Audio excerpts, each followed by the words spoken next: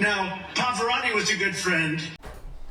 Hello, welcome to The Revealing. I'm your host, Pavarotti, here to discuss the Idaho 4 case. As a disclaimer, this channel is for entertainment purposes. These are my opinions. I'm not here to slander anyone, so let's get started. In today's episode, I'm going to address this DNA just on a very simplistic level, because I listened to a content creator, I guess you could call him that, earlier, denigrating my investigation, which is fine. Of course, he wrapped it around with the Jack D and the frat boys did it, because he is very capable of critical thinking. Good grief, man. Anyway, he did mention in there that the IGG was the informant in the case. Oh my goodness. Well, and it just led me to this point where I need to explain where these people keep getting the IGG is the informant.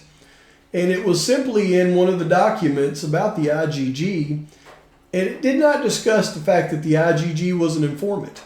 It discussed the fact that they did not want to disclose all the family members in the IGG and the family tree to the defense, and they were using the confidential informant disclosure clause to not do that. Not that the IGG was a confidential informant, that the people on the family tree would be considered confidential informants in this case. And it's a very weird argument, but let me show you. Okay. So here's the clip. While individuals whose DNA matched with the suspect SNP DNA profile are not informants in the traditional sense, the court understands the state's desire to protect the individuals from unnecessary exposure. So they're talking about the people that were related to Kohberger. Okay, not the IGG is an informant. So put that one to bed. But let's talk about what really happened, or what I believe really happened as far as the DNA in this case. And I've mentioned this before, and it talks about the touch DNA. It says, however, DNA samples are generally known as talking about the touch or the transfer DNA, whatever you want to call it. They're generally known to contain low levels of DNA and the presence of degraded genetic material, regardless of its origin, and it makes genotype detection challenging. So, degraded DNA is not the only component of touch DNA deposits that can compromise forensic profiling. The presence of small amounts of genetic material available, sometimes even below the minimum thresholds of modern, highly sensitive commercial STR kits, ones used by the Idaho State Police, is another phenomenon commonly found in contact samples, meaning touch DNA. In this contingency, PCR amplification can miss the detection of short DNA fragments, even when the procedure is implemented with additional cycles to maximize the results. So basically what it's stating is touch DNA usually has degraded genetic material that cannot, with a highly modern commercial STR kit, cannot detect short DNA fragments, which are needed to complete the 20 genomes required to successfully upload it into the CODIS system. So they had a degraded sample, they came up with an STR profile that was missing genomes. Even when they uploaded it into CODIS, it probably wouldn't have matched an individual if the individual was in CODIS, because it was an incomplete profile. And the defense is already way ahead on this one. You can see this is out of the defense's argument. The process used in this method of identification may be extremely important to Mr. Kohberger's defense. The timing and steps utilized are extremely important to Mr. Kohberger's case investigation and defense. The timing and steps. See, that's why they're wanting all of the chain of custody, all the timing and the steps used in generating these profiles. Defense and Taylor, in support of the third motion to compel. Additionally, the defense team has discussed the use of statistics in this type of case with experts who have informed defense counsel that the manner of identifying Mr. Kohberger via this type of search may have significant impacts on the statistical analysis of the CODIS profile generated by the Idaho State Police Lab. Without access to actual genetic genealogy search methods and results, it's impossible for qualified experts to address these issues. So when they start using this term statistics, that is a way for them to introduce the fact that the SNP profile may have had characteristics which were then used to complete the STR profile. But what they're really doing is opening the door for what really happened. Next, Barlow asserts an IgG search can impact the statistical rarity of a profile in a manner similar to a cold hit search, meaning that the statistic that is generated by the analysis of an IgG search could yield a relevant and admissible statistic. Research in the area of the impact of IgG search on the statistical weight of a DNA comparison using standard STR-DNA profiles is ongoing. What they're really doing is opening the door for what really happened in the case. And it's not hard to figure it out, because on December 27, 2022, Pennsylvania agents recovered the trash from the Kohberger family residence located in Albrightsville, Pennsylvania.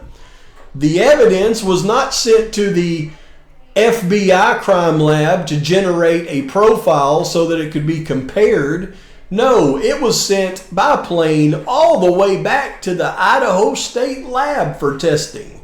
Now, why would they do that? Why would they not go to an independent lab, generate an independent profile, and then compare it? And then on December 28th, the very next day, the Idaho State Lab reported that the DNA profile obtained from the trash and the DNA profile obtained from the sheath identified a male as not being excluded as the biological father of the suspect profile. Yeah, really?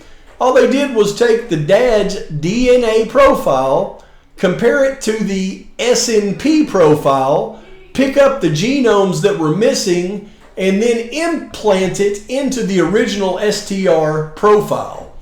So here's what happened. In short, concise, complete, without any misunderstandings, the STR profile from the sheath was incomplete, did not have all the genomes necessary. The DNA obtained from the trash of Kohberger's father was sent to the Idaho State Police Lab, and not an independent lab, and genomes from the father was inserted into the STR DNA profile from the sheath. That's why the buccal swab from Kohberger was then matched with the caveat that it's 5 octillion times a match if it's an unrelated individual. Because it's not a complete match to Kohberger, it's got genomes from his father inserted into the DNA STR profile, which then would create a match to anybody that's create a match to anybody that is related to Kohberger, because it's not his STR profile. It's a combination of a STR profile missing genomes with his father's inserted. And the only way to figure that out for sure is to get the chain of custody and all of the information involved in the IgG, because that's where they're hiding that. So, anyway, here's what happened with the IgG. Here's what happened with the DNA on the knife sheath. The DNA on the knife sheath, they couldn't get a complete profile because it's touch degraded DNA. They couldn't get a complete profile. They couldn't get all the genomes needed to be able to successfully enter it into CODIS. They probably had enough of a profile to enter into CODIS, but it wouldn't have presented a match even if an assailant was in CODIS, because it was an incomplete profile. However, they used this IgG secretive profile, the SNP profile, in a manner in which they say they got to Kohberger, but they won't produce results. What really happened was when they obtained the DNA out of Kohberger's father's trash, they then flew it back to the Idaho State Police Lab, which makes no sense. They should have taken it to the local FBI lab, let them create the profile so that they could then match it. They didn't do that. They flew the sample, they flew the literal trash back to the Idaho State Police lab where they have the initial STR profile sitting. They took the trash, created a profile out of the trash of Kohberger's father, and then used genomes from Kohberger's father to insert it into the original STR profile to get a semi-complete profile. That way, when they got the buccal swab from Kohberger, it matched all right 5 octillion times, as long as it's not an unrelated individual. Because it didn't match Kohberger, it matched anybody in Kohberger's family, because the DNA from Kohberger's dad was used to fill in the gaps on the original STR profile. And if they had access to chain of custody and all the information on the IgG, the defense would be able to prove that. But they're working on it, I assure you. Now, as far as everything else in this case, you got to be able to think on a higher level to be able to figure out a case like this. A lot of these folks out there, they just can't do that. So they lash out and attack what they don't understand. Unfortunately for them, that's going to be a lot of lashing out and attacking, because you don't understand much, folks. And they know who I'm talking about. But I will continue on with my investigation, because I have, oh my goodness, this thing is plain as day now. I've almost got every aspect of this case. And one of the big aspects of it is, as I've said from the beginning, there is an informant in the case, and I've told you who that informant is. And it's always been kind of hard for me to figure out how that informant was able to relay information that the investigators in the case believed. Now it's not hard anymore. According to the research that I've done recently, and I put out some videos, it is very easy now to figure out why law enforcement actually listened to this guy and the BS that he gave them. And I'm afraid Kohberger is going to be in a tight spot. Kohberger didn't do it, but this informant, along with the DoorDash driver, they've got him in a tough spot, folks. And I'll be explaining in future episodes. But please like and subscribe to the channel. Post your comments, thoughts, criticisms. Pavarotti's out.